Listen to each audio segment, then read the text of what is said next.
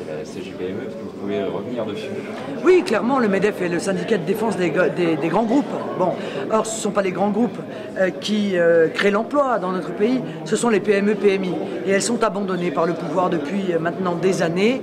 Elles sont minimisées, elles sont devenues invisibles dans le paysage politique au bénéfice de grands groupes qui sont aidés en toutes circonstances, Niche Copé et j'en passe et des meilleurs, et qui en réalité ne payent pas d'ailleurs bien souvent les impôts qu'elles devraient payer dans notre pays.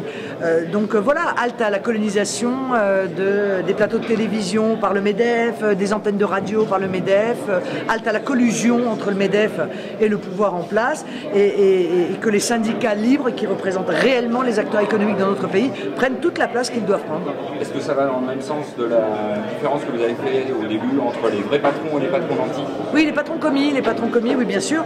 Et les vrais patrons, encore une fois, on les connaît, hein, ils mettent leur argent personnel, ils prennent des risques.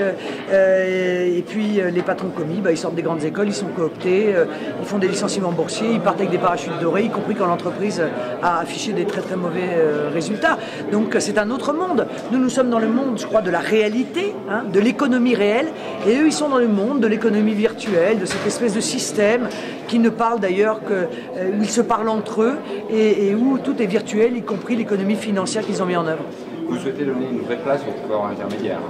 Ah, je suis tout à fait pour une grande politique des PME-PMI. C'est une des priorités de mon programme économique. Vous savez, j'ai beaucoup souffert quand on m'a dit « Ah oui, mais Marine Le Pen, elle est pour un État fort, c'est contre la liberté économique. » Non, c'est complètement en accord avec la liberté économique. Moi, je suis pour l'économie de marché, je suis pour la liberté entrepreneuriale, je suis pour les entrepreneurs, mais je dis que l'État doit mettre en place la régulation, lutter contre les abus, lutter contre les dérives et permettre que s'exprime dans notre pays une concurrence loyale. Parce qu'aujourd'hui, leur concurrence libre et non faussée, c'est une concurrence qui est contrainte, qui est vendue à un certain nombre de gros, qui est parfaitement déloyale et au détriment toujours des mêmes, de ceux qui bossent, qui risquent et qui créent l'emploi.